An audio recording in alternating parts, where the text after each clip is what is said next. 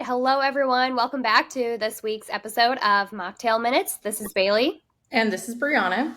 This week, I am drinking the Cure Electrolytes, the grapefruit version. It is very delicious, so a little refreshing because we have nice winter weather right now, so I'm trying to escape it. What are you drinking, Brianna?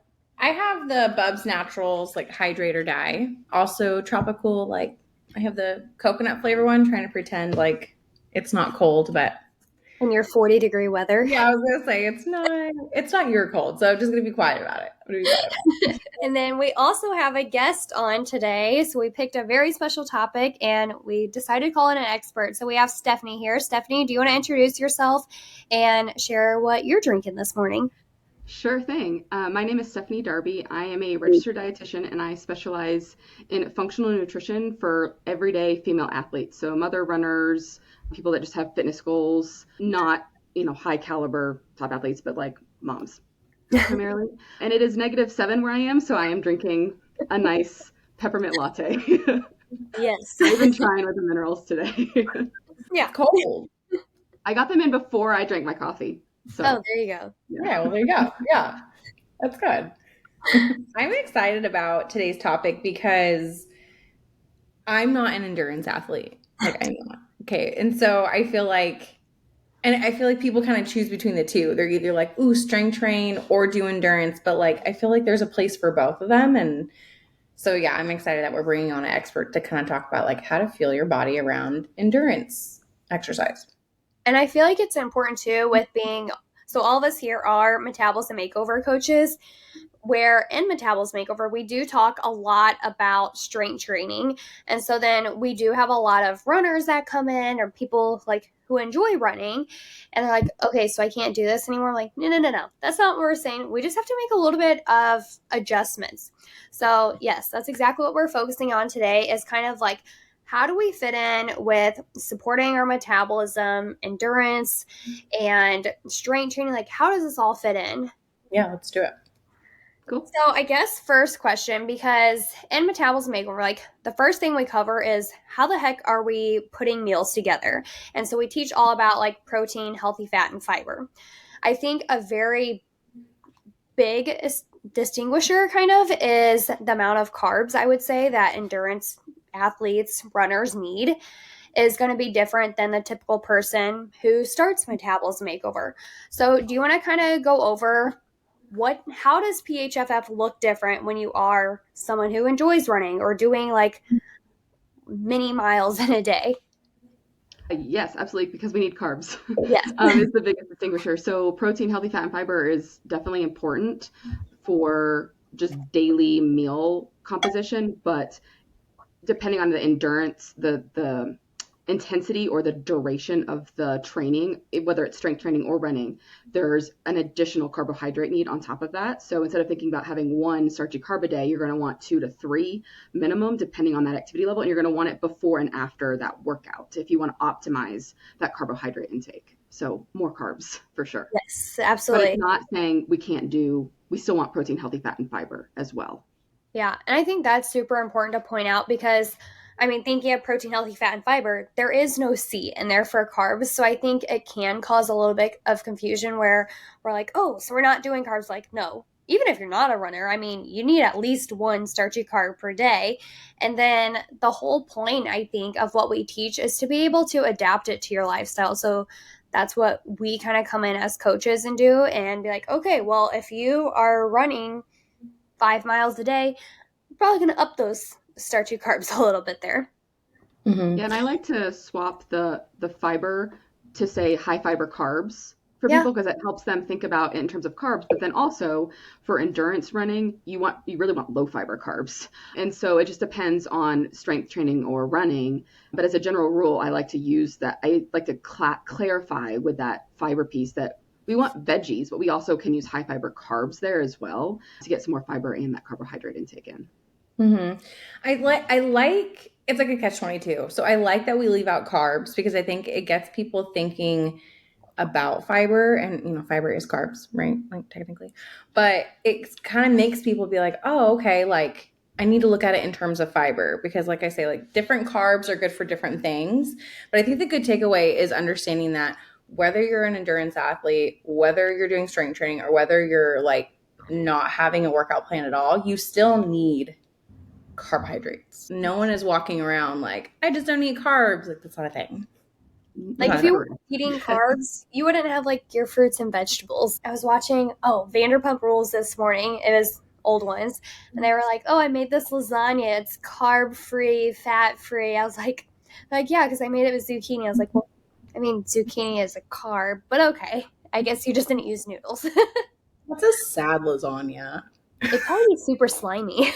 Carb and fat-free. Like, yummy. I love it so much. No, so yeah, but on the other side of being like, let's just call it fiber, I feel like people are very confused when it comes to carbs because most people don't know that carbs and fiber are like, one and the same. So we kind of teach and we like walk you through this, like how much starchy carb do you need? And again, we're just focusing on starchy carbs. So your overall carbohydrates for the day are going to be much higher than just like, one starchy carb. We just want to help you modify the starchy ones because they take longer to metabolize. You need more insulin. So we like to say everybody needs one serving, like bottom line, one serving. If you're strength training or you have other issues, you're going to be 2, 3. What does it look like for endurance athletes? Like, where is like your starting point? Or do you have like a general starting point? If someone is running 3 to 4 times a week, just like baseline miles, or they're training, the starting point I like to say is a starchy carb with every meal. Like, so 3 or 4. It's just adding that in. So protein, healthy fat, fiber, starchy carb, just putting it all together on your plate. So we're not just eating carbs plain.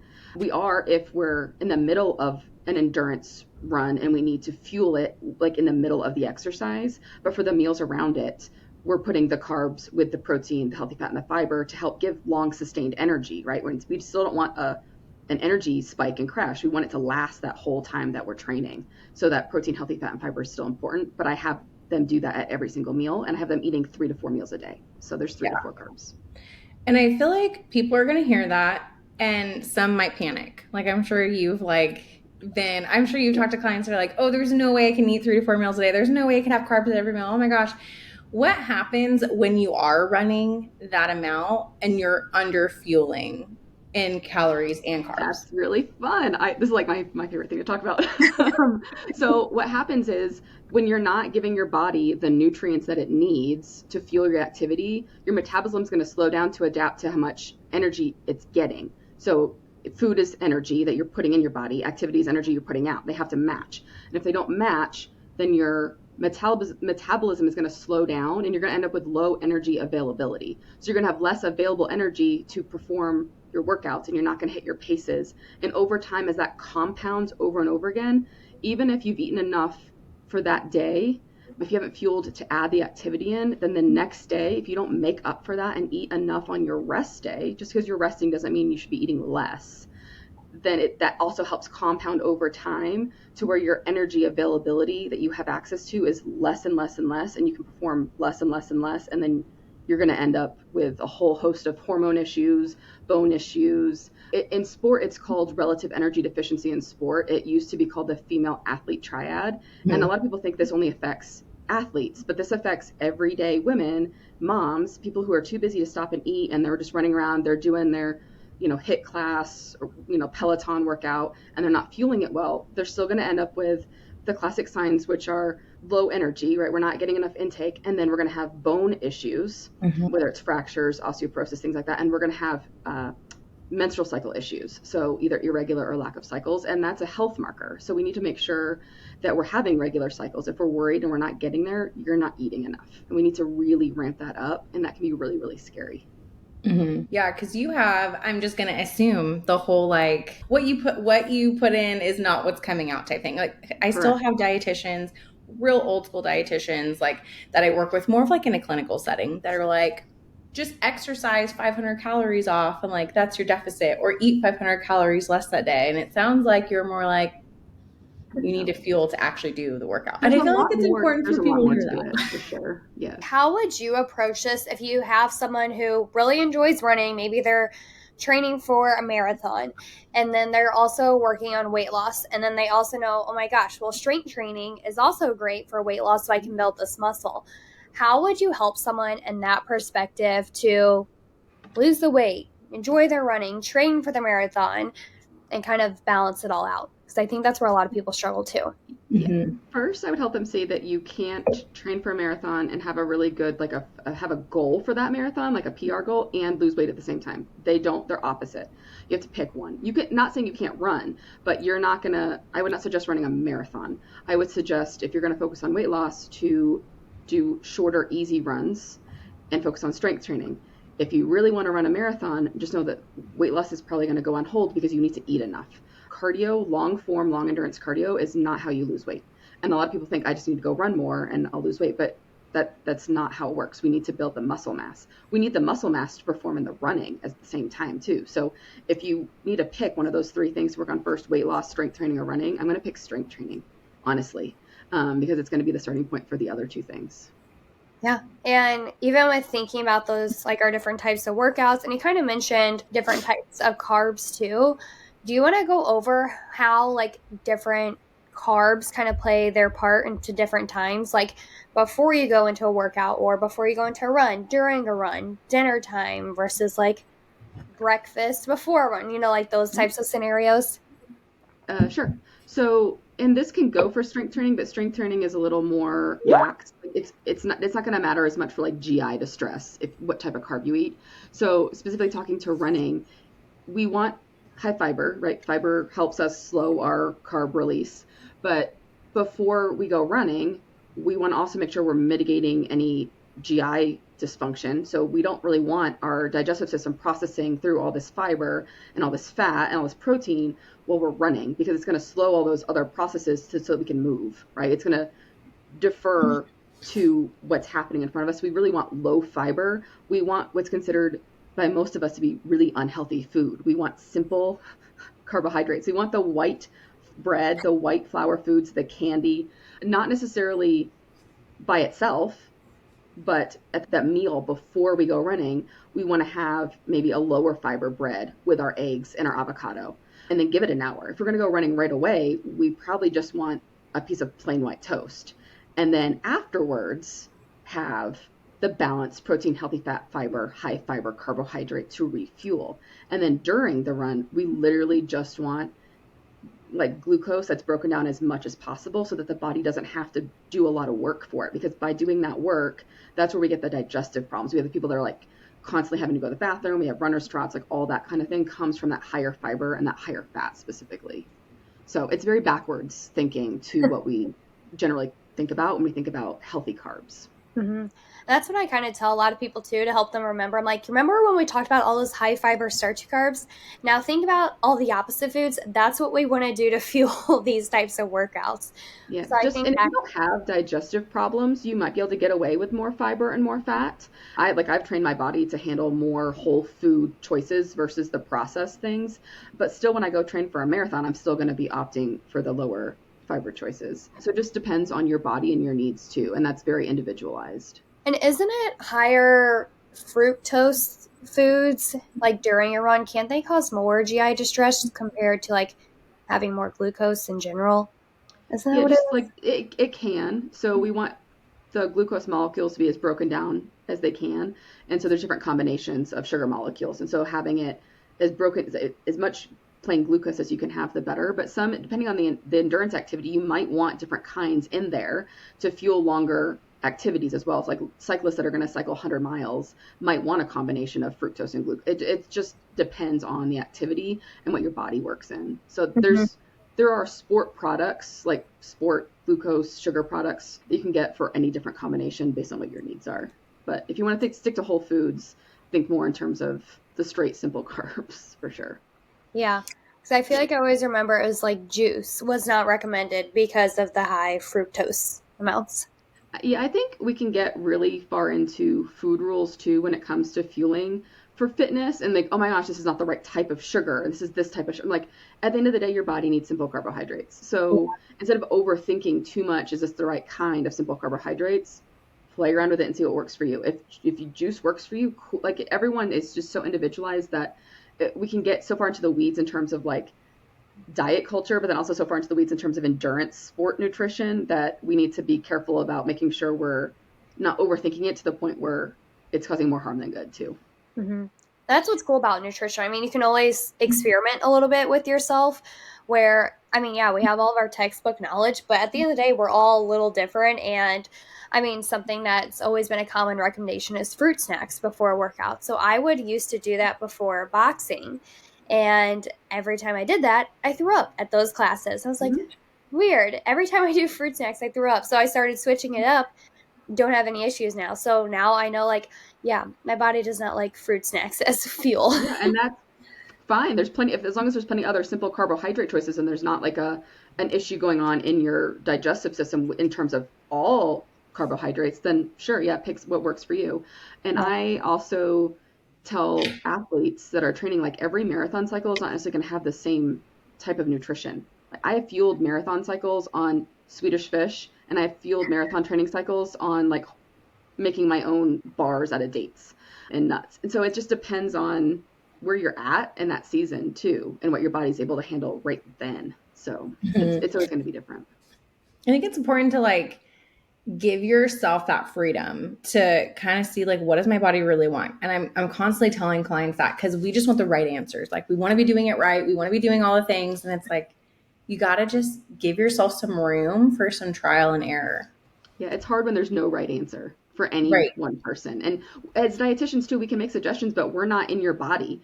And so the client also, at the end of the day, like, you have to trial and error it and see what works for you and your body and what you enjoy eating. So even though, you know, fruit snacks might be a really good choice, but you really hate them, pick something different. You know, like, there's a personal preference in there too, not just what your body can handle. We want food to be enjoyable at the end of the day too. So yeah, I know we're going to get this question because I get this question a lot, and this is like not my like area of expertise. And I'm very like open to be like, ooh, I know a person. So since we have a person here, when is like a duration where you should be like, I need to be fueling mid-run? Because I know like some people will say anything longer than 45 minutes, and then others are like, oh, if it's going to be over 2 hours, and like there's just all these ranges. So when is there like, or what's your recommendation for the duration to be like, bring something because you're going to need to fuel mid-run?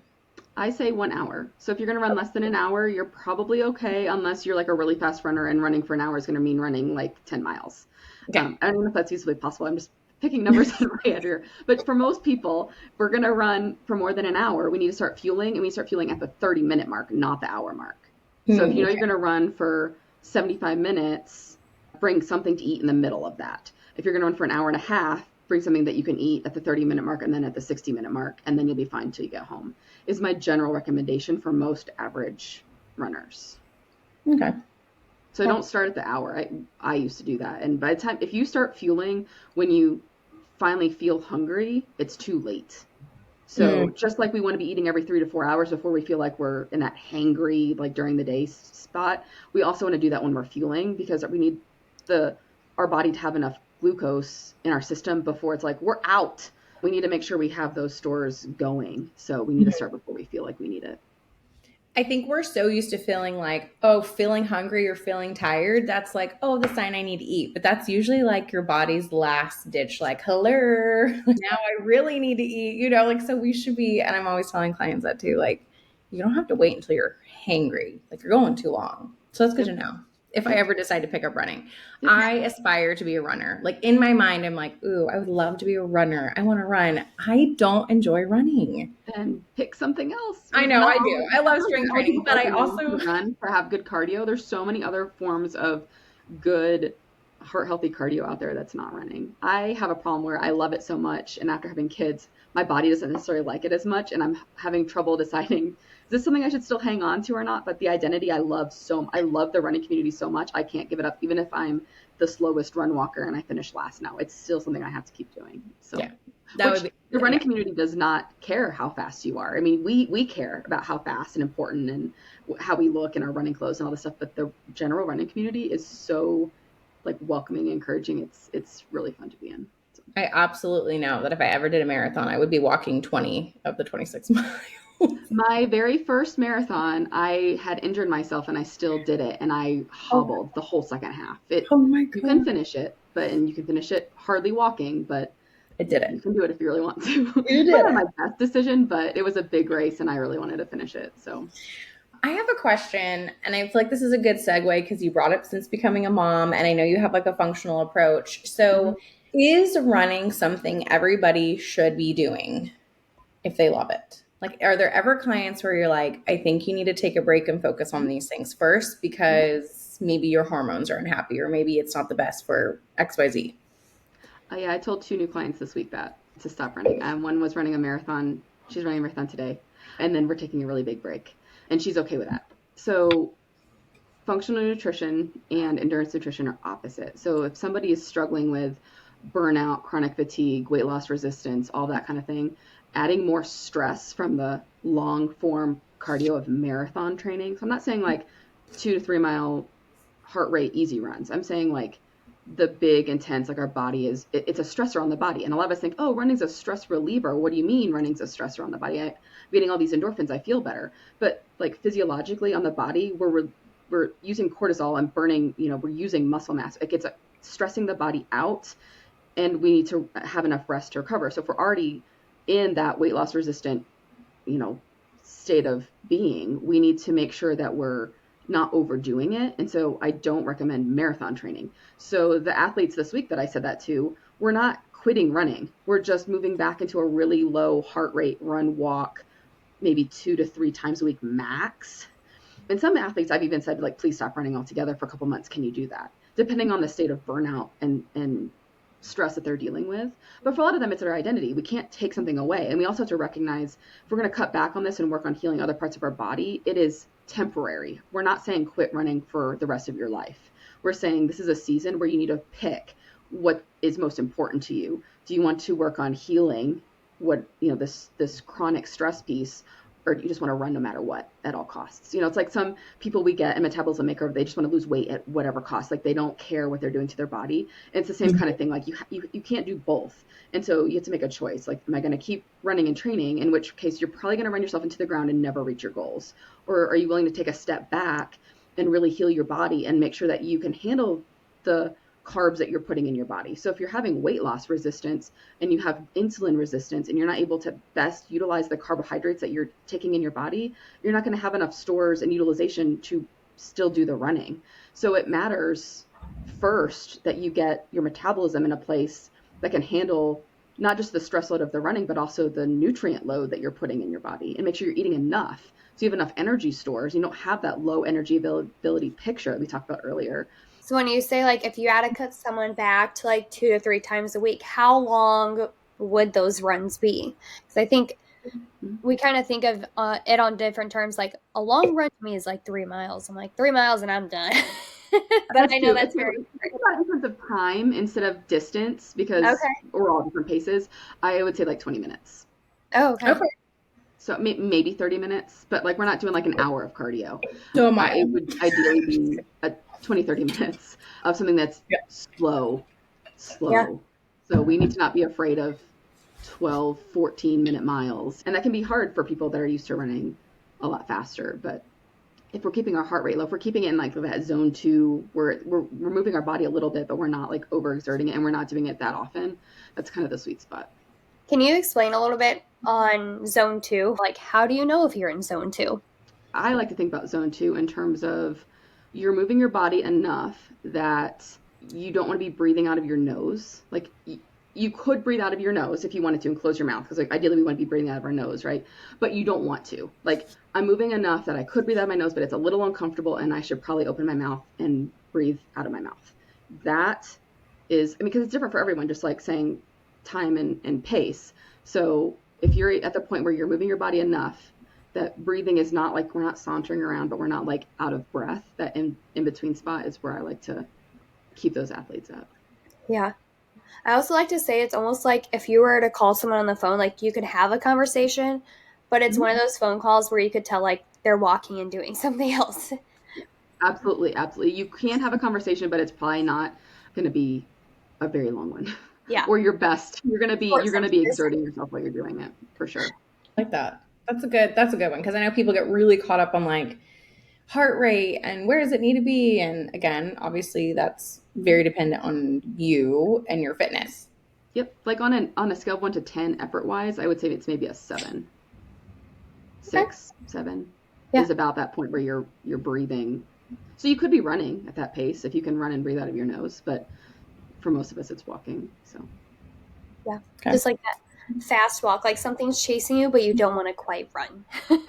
So I have a question for the individuals who are like, I run, but I'm not like, always training for a marathon, but I also like to strength train. How would you balance that?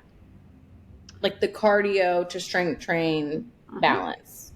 I like to see women strength training 3 to 4 days a week. And I like to see women having at least 2 to 3 rest days a week. So then it's like, where do you fit in running? Yeah. And so depending on, we're not working out and lifting weights for like an hour. We're not running for an hour. If we're in this maintenance season and we care more about our metabolism, we're not overdoing all the things. So it might be possible to do a workout where it's mostly strength training with like 15, 20 minutes of zone 2 cardio built in. We're doing a short run and we're doing strength training, and we can still maximize having full rest days that are walking and mobility days. And so I really like seeing either 3 full body strength training days or 4 days where it's 2 upper body and 2 lower body, and then fitting running in around that or cardio in around that where possible. The important thing is that we're not doing activity 6 days a week that's specific targeted working out. We really want to make sure we're having enough rest days too, because the rest is when the muscle actually builds. The workout is when we're breaking it down. So we need to make sure we're having the rest to build that muscle after we do that activity. I personally run 4 days a week and lift 4 days a week and have 2 rest days. And people are like, that's 10. Like, how do you do that? Because I double up. Because I'm not running for more than 30 minutes on those days that I'm strength training. And then I'm strength training for about 30, 40 minutes. So it's about an hour total of activity. And I sometimes break it up. So I'm not even doing it at one point in my day. But if we're going to be in maintenance mode, we really only need to be running 2-3 days a week. And if we want to do 3 to 4 strength training days, and we can double up a couple, making sure we're still having 2 rest days. And it takes some playing around with like what days work best for you. What's your work schedule like? When do you have kids at home? How can you navigate? You'd rather do the weekends than the weekdays, and picking and choosing what works for you, but having some sort of even split where there's a little more emphasis on strength training and we're still having at least 2 full rest days that are just taking like a slow, not even zone 2 walk to count as a rest is kind of where I like to see most women be. Anything else you want to point out about like the importance of rest days besides muscle recovery? We need to make sure we're eating enough on those days. A lot of women think if I'm not working out today, I need to eat less. And when I work with women to calculate what their actual needs are, I do like to calculate specific needs. I know we don't generally do tracking with Metabolism Makeover, but I like with women that are doing athletics and have performance goals to see where the discrepancy is between what they think they're eating and what they actually need. Like what they're actually eating is not usually what they think they're eating, and then what they actually need is usually a lot more. And for them to be able to see on paper that discrepancy, and then we can work to building up to that, because again, if we want to avoid that low energy availability picture, we need to make sure we're eating what we actually need, not what we think we need. And so we need to make sure when we break that apart, I make sure that eating enough every single day, not just more on a workout day and less on a rest day, because our metabolism, right, is operating under the assumption that we're going to get X amount of food every single day, no matter what we're doing. So we take our energy or our activity amount that we're going to need and we divide it up across the day. So we're still fueling our body for our workout, but we've split it up so that our body knows every day I'm getting this amount of food, and it's more stable to the body. It's giving the body more safety to understand I can perform well because I'm getting this amount of food even on a rest day.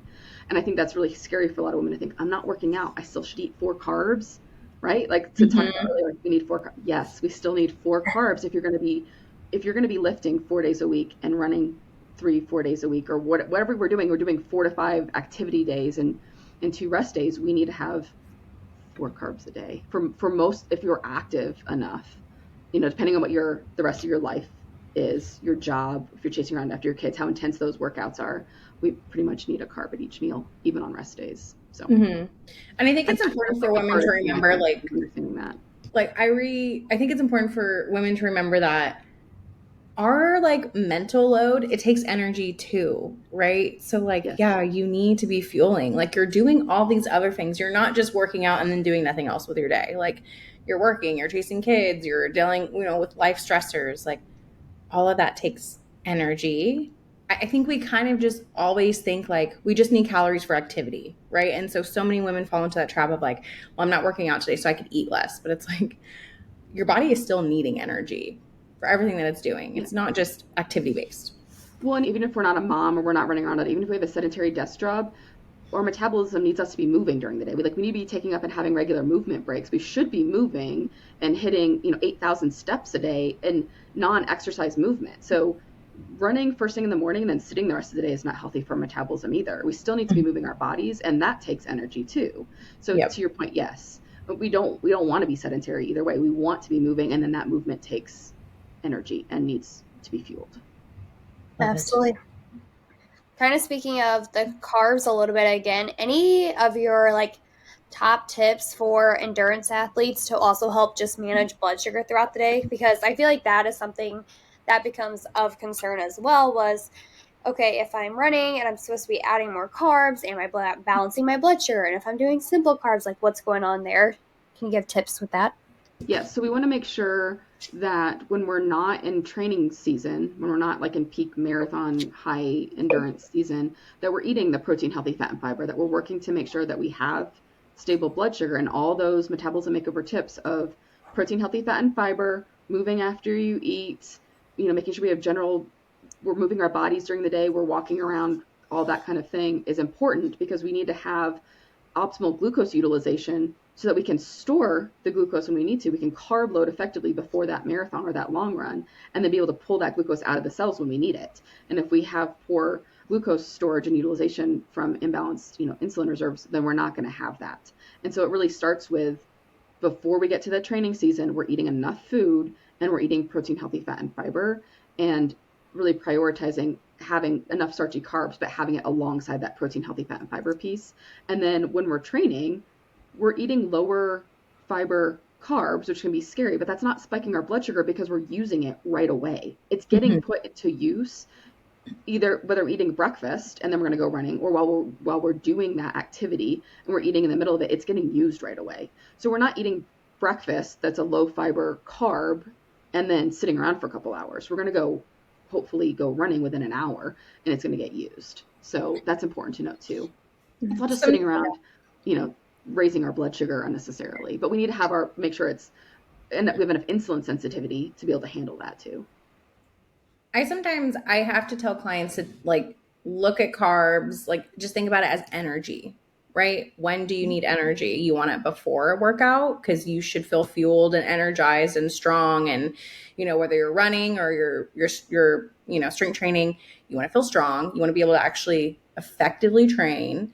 And then when do you need it? And more energy, you need it after because you just depleted your energy. So thinking about it in those terms, I think some people need to think about it like that because we do get very caught up on carbs. And I love that we're getting people to understand blood sugar balance and what those carbs are doing in your body and all that, but realizing there's different times of the day where I'm going to need bursts of energy.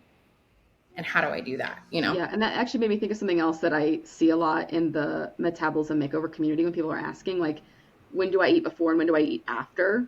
If you're going to do a workout that's an hour, I'm supposed to eat every 3 to 4 hours. You don't necessarily need to eat immediately before you work out and immediately after, right? We still want to be eating 3 to 4 times a day and having a break so that our migrating motor complex and our gut can clean things out and we have a break from insulin utilization. So thinking about your day, are you going to eat breakfast and immediately work out and then have a couple hours before you eat again? Ideally, we really want to be eating post-workout within an hour. And I know there's a bunch of discrepancies on, some people say you need to eat within 30 minutes if you're a female, or you can go an hour and a half. But I just like to say, depending on the intensity, and if you've just eaten, you may be okay waiting a little bit longer to eat, maybe bumping up that next meal a little bit.